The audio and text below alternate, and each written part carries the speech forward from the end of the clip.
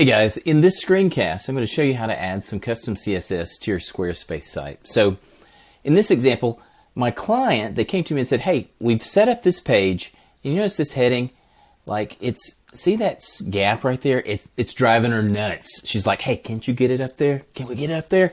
Can we do it? Sure, I'm going to show you how to do it. First, here's the way that you sort of figure these things out. I've got just the regular website. This is a Squarespace website.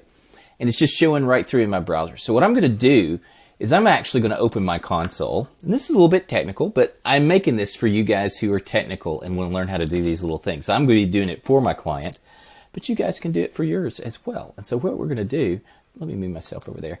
Now, all right, so I've opened up this, let's see, let me get this.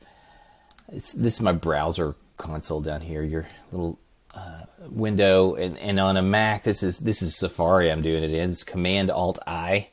You can find out the keyboard shortcut for yourself, but it's going to be up here probably under this develop window or whatever. So I'm going to go right here and I can start moving my mouse. You know, I click this little guy right here. There's going to be a tool in your little window to select things and see, like, see I've got my mouse over this, that's selected. This is where I'm interested. You see that little green area right there? I need to reduce, I bet there's some padding. And look, there it is. See that padding? I get rid of that. That gets it pretty close. And then as I've looked at this thing and figured out what all's going on, what it's adding the extra space, there's some line height going on and things like that. If I really want to get it aligned with this thing, that's about 10 pixels right there. And so what I have to do is I have to come on this particular little element. It's this H1, it's the title tag, and I'm going to set the margin top to -10 pixels. You see that? Now look, that gets us pretty nice and even right there. I think that's what the client's looking for. And so we need to go ahead and replicate this CSS inside the site. We need to make this sort of load for this thing. So let's look around at the page itself.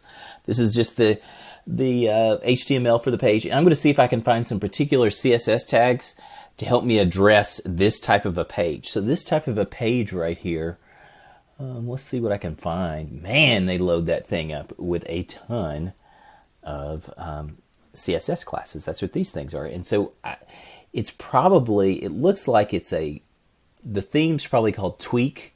Maybe the theme is called Tweak in Squarespace. I haven't even set this site up. I'm just coming in here looking and learning what I can right as I record this with you. So I'm guessing it's called Tweak. And then I'm thinking, like, this is probably a product page. It's a product. And so let's see if there's something that's related, like tweak products with tweak products. Like just that says, hey, I am a product page template, so that my styling, I want it just to address that. Let's go down here again and see if I go down here and like product item detail style. Okay, there's your class. There's a nice class tag, and there's that. So yeah, that's what I want to do. Okay. So let's just go ahead and first we're going to do product details, and we're going to get rid of that padding top. So here's what we're going to do. We're logged into Squarespace, and I'm going to go over here and I'm going to click advanced. See me coming into advanced. Now we're going to do some code injection. So now let's go ahead and just add some cascading styles. So style, we'll just add a style tag up here, and we're going to type in our cascading style sheet. So let's get let's address it. So it's product details, padding top, get rid of it. So product details. So let's do this, dot product details,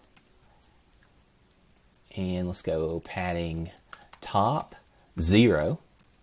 Now I'm not seeing a live update right there, but let's go ahead, I'm going to go ahead and add that, make it 0, and we're going to refresh in just a second to see if our changes go in. And I'm going to grab this class title right here, product item details title, and I'm going to say, okay, so we'll do, that's that class name. You put a dot in front of it to notate the class, and we're going to say margin top -10 pixels.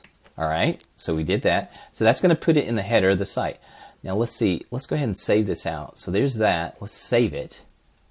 I've got it saved, and that doesn't really show me anything right there. Let's see, is this going to fix it? Maybe, maybe not. Haven't hit it yet. All right, now what we're going to need to do is go back. Here, let's do this. We may need, so one thing you can do, this is a little bit sloppy, but there's a special thing called important. If you do this, it's going to override things that don't have the important tag. So let's save that. Oh, look, we did it. We did it. Look at this. The important tag. Now, is there a way we can do it without using that sloppy important tag? There is. So let's see. If I go here, so it's a product item summary. Product item summary. And so, like, what was I addressing? Product item details title and then product details. So I'm just finding these classes that the product details right here, this thing. So if I said product item summary, let's see. What I'm doing is I'm making my CSS selector more specific. Let's see if I can do that and get rid of that, and then do this. And like here's the way CSS works. This shows sort of the hierarchy. This is in front of it. You have a space. So somewhere inside of that tag, you're going to have another. Inside of this class, you're going to have this class. And that's how we saw it just a minute ago. Let's see if this still works. I'm going to get rid of that important tag. Let's see if I've made it specific enough. This is going to make it, let's see, does that still work? Ooh, we did not get, I think we still have, if we go here,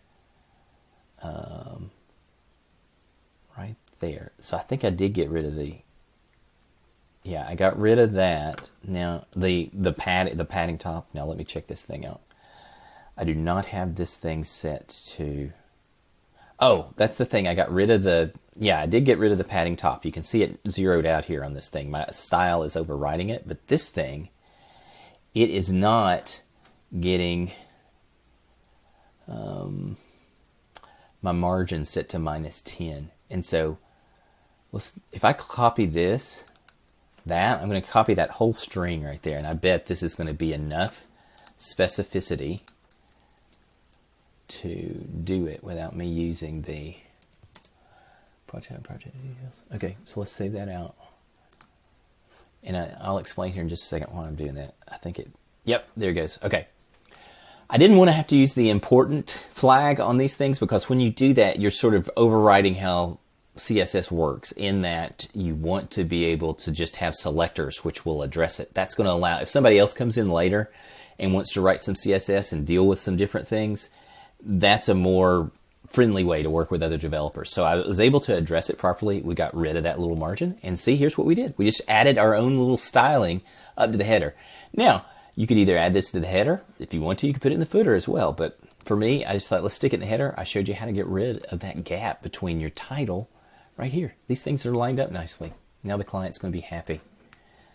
That's how you do it in your little Squarespace site. How to add a little bit of CSS, inject some code into your header. Thanks so much for watching. We'll talk to you later. Bye.